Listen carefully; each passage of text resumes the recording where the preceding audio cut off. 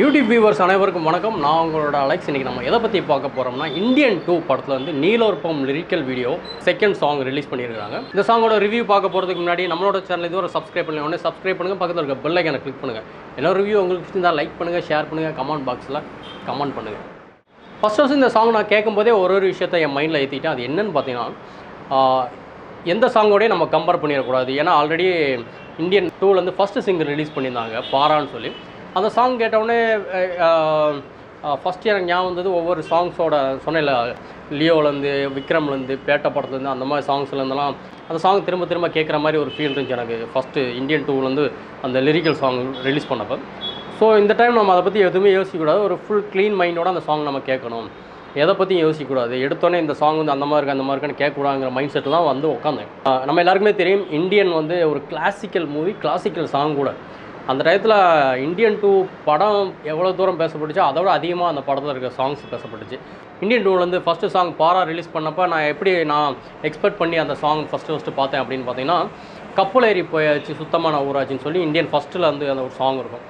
So அதோட அந்தளவுக்காவது இருக்கணும் அப்படின்னு நினைப்பேன். நிறைய பேர் சொல்லுவாங்க, இப்போ ரகுமான் போட்டாலே அந்தளவுக்கு இருக்காது அப்படிங்கிறது கரெக்டு தான். இப்போ ரகுமான் போட்டால் கூட அந்தளவுக்கு இருக்காது. இருந்தாலும் அந்த ஒரு எக்ஸ்பெக்டேஷன் இருக்கும் இல்லையா, அந்த சாங் இருக்கும். அதோட கொஞ்சமாவது நமக்கு ஈக்குவலாக இருக்கணும், கொஞ்சமாவது மேட்ச் ஆகிற மாதிரி இருக்கணும் அப்படின்னு நினைப்போம். பட் சுத்தமாக இல்லை. ஏன்னா அப்போ சொன்ன மாதிரி அந்த ஃபஸ்ட்டு கப்பலேறி போயாச்சு இங்கே இருந்துச்சு, பாரா சாங் இருந்துச்சு, கேட்கவே நல்லா இல்லை. சரி, ஓகே, ஒரு கப்புள் சாங் ரிலீஸ் பண்ணுறாங்க, இந்த சாங் எப்படி இருக்கும் அப்படிங்கிற மைண்ட் செட்டு தான் நான் போய் உட்காந்தேன். ஸோ கப்புள் சாங்னாலே பொதுவாக வந்து அனிருத் ஓரளவுக்கு கொஞ்சம் நல்லா கொடுத்துருவாப்பில் அப்படிங்கிற ஒரு நம்பிக்கையில் தான் இந்த சாங் நான் கேட்க ஆரம்பிச்சேன். கப்புள் சாங் அப்படின்னோடனே டெலிஃபோன் மணி போல் சிரிப்ப வழிவலா அப்படின்னு ஒரு சாங், அல்டிமேட் ஒரு கிளாசிக்கல் லவ் சாங். அது அந்தளவுக்கு கொடுக்கணும் அப்படின்னு நான் ஃபஸ்ட் நினச்சிக்கிட்டு இருந்தேன். அப்புறம் வந்து இந்த இந்தியன் ஃபஸ்ட்டு பாரா சாங் கேட்டவுடனே நான் முடிவு பண்ணிட்டு அப்படி யோசிக்கக்கூடாது, அனிருத்துன்னு ஒரு பேட்டர்ன் இருக்குது, அவர் கொடுப்பாரு அப்படின்னு.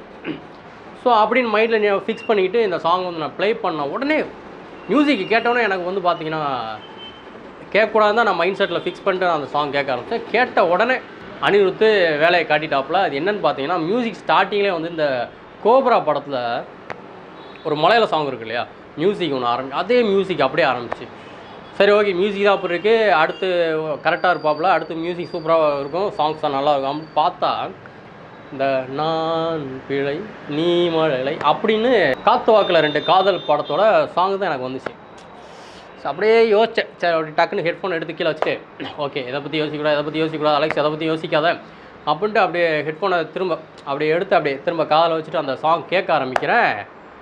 லியோ படத்துலேருந்து உயிர் பாதி உனக்கே அப்படிங்கிற சாங் அப்படியே ஓடிச்சு. நான் யோசித்தேன், அனிருத்து உன்னை நம்பினது தப்பாக போச்சு அப்படின்னு நான் யோசித்தேன். ஃபஸ்ட்டு சாங் தான் அப்படி பண்ணேன், செகண்ட் சாங்காவது நல்லா போட ஒரு கப்புள் சாங் அப்படின்னு நான் ரொம்ப எதிர்பார்த்துருந்தேன். அதுலேயும் தூக்கி யானை அந்த மண்ணை வாரி போட்ட மாதிரி போட்டு விட்டாப்புல. ரொம்ப ஒரு டிசப்பாயின்மெண்ட்.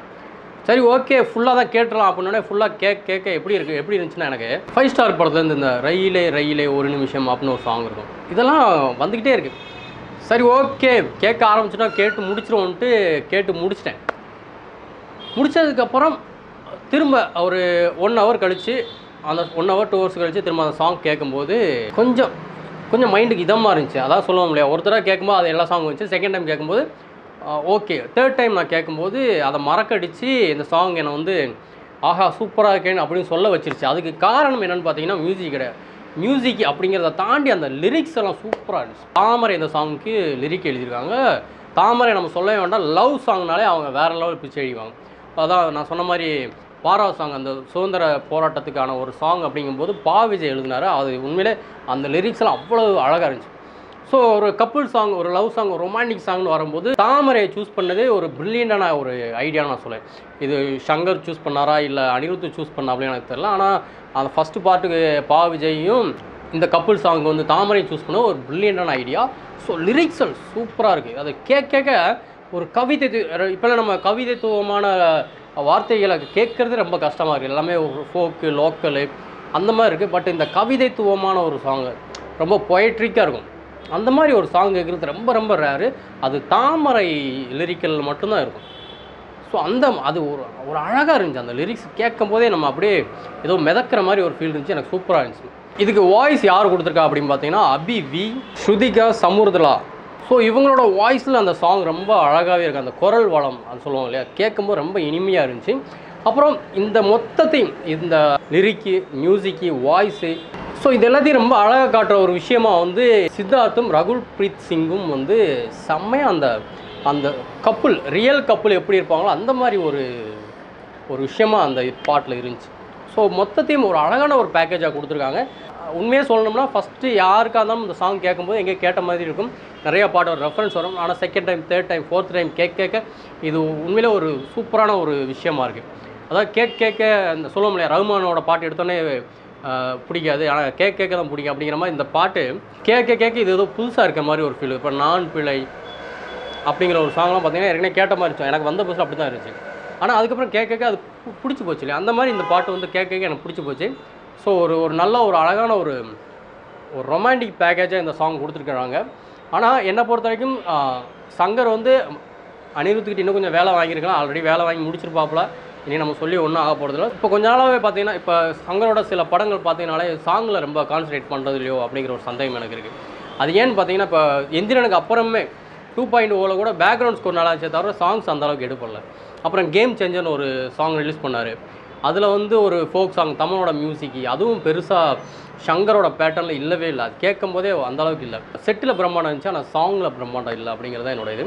சேம் அதே தான் இப்போ இந்தியன் டூலையும் அது கண்டிப்பாக இது பிரம்மாண்டம், செட்டெல்லாம் பிரம்மாண்டமாக இருக்கும், ஆனால் கேட்க அது பிரம்மாண்டமாக இல்லை.